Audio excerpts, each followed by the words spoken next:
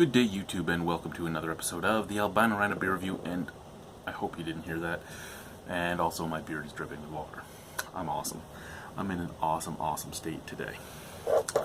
Anyway, today we are drinking a beer that is from the one and only Nicholas. Nick from Maxwell Star shipped this beer down this way. Sorry, I'm just examining bottle caps that are on my table for which ones I have to keep and which ones I'm getting rid of. Nicholas sent this bottle down our way. It's in a clear bottle, so we'll get it done earlier than I was intending to. This is imported from Barbados. This is 10 Saints, which is beer aged in rum cask, Bajan style, and it's 4.8% alcohol by volume.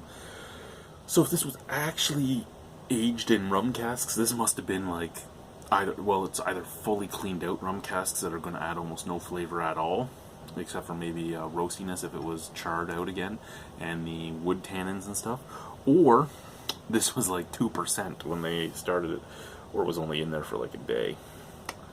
All of which are possible. It is a product of Barbados. It does say that it's a product of Barbados. There is the label. There is the cap. I hope you guys can see it because my cell phone is so far away I cannot read. Tasting notes. I'm glad I can't really read that. I'm just looking to see if this has an owner on it. Christopher Stewart Company. Imported by the Christopher Stewart Wine and Spirits in Calgary, Alberta. Okay, so it really doesn't tell me anything about who makes it or who owns it or what. This is where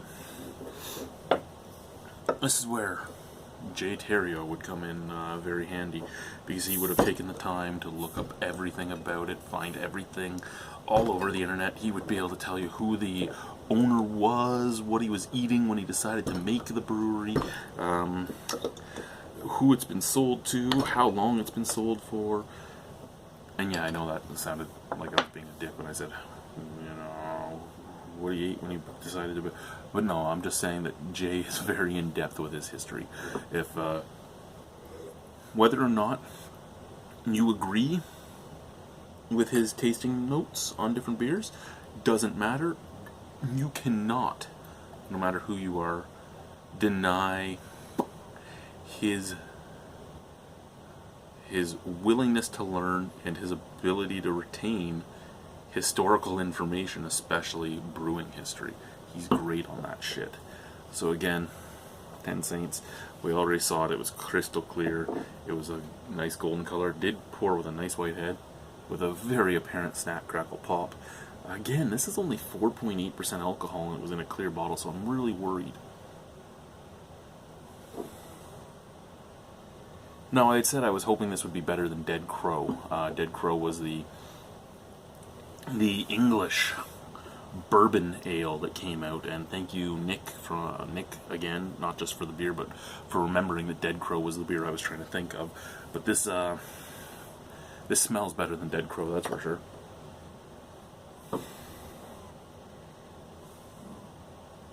But it doesn't smell like much, to be honest with you. I mean, it's a 4.8% alcohol Caribbean lager aged in rum casks. So really, rum should be the major thing in this. It should just take this beer over from beginning to end. And instead, I'm getting a slight like straw scent, then a little vanilla and a little charred wood. So really, I'm getting nothing on this unless it was like I don't know, the worst rum out there and they left it in the barrel for a day. Because I mean, you can tell it's been in the cask. You can tell it's been in the cask because you're getting that. I'm getting that vanilla, and I'm getting that roasty wood, that toasted wood. So I can tell it's been in one. But whether I'd be able to guess it had been in a rum cask or anything, if it was just given to me, probably not. I would know it was. I would probably think it was aged on like oak staves by the smell, not in a rum cask. Let's try it. Cheers.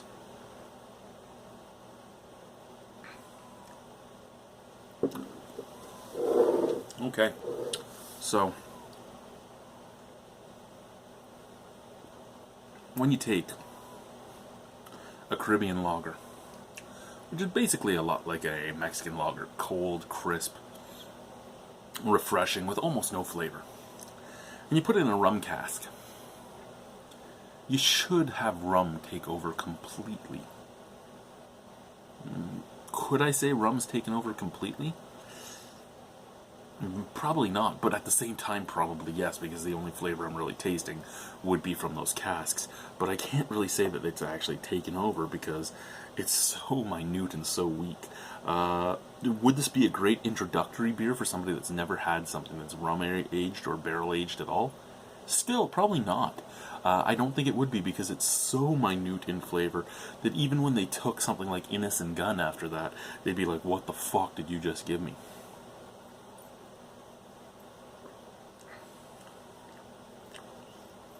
Yeah, it's basically water. It's not even watered down rum. It's basically just water with the most minute flavor of vanilla and the most minute background flavor of toasted oak.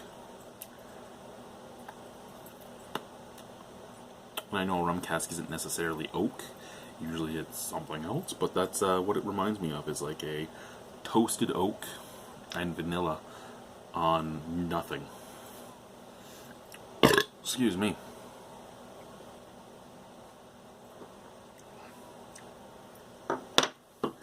And I know this will get people all up in anger, and they'll raise their pitchforks and want to fucking sell me to the Tanzanians to eat me because they eat albinos for voodoo powers, okay? But I would be able to see this being owned by Anheuser-Busch, because this is a lot like a lot of the other Anheuser-Busch products to me that even bear the Labatt or the Bud name, where it has very, very small aspects of whatever it says, but nothing that would make you ever think that it's really what it says it is. Is it a bad beer? No. No, it's not a bad beer. I can't give it a bad mark. I'll give it an overpassing mark, in fact, when I rate it. But is it the beer I'd ever want to drink again? Is it a beer I appreciate? Is it a beer I can recommend to somebody? Is it a beer that I really want to drink? No, not really. But at this taste, if I was on a deserted island, and it was just me and the trees, because I didn't say a desert island, I said a deserted island, so it could be anything. It could be tropical, it could be arid, it could be, well, fuck, it's a deserted island. It could even kind of be Nordic and Arctic even. And yeah, maybe I could walk across the ice to another island, but I'm still deserted on this deserted island. But if I was on a deserted island, even a deserted desert island, and this was there, I would drink it. I'd have no problem with it. If I'm at a party and this is there, I'd have no problem with it. I really have no problem with it, except for that it tastes like water. Water with a touch of vanilla and a touch of oak.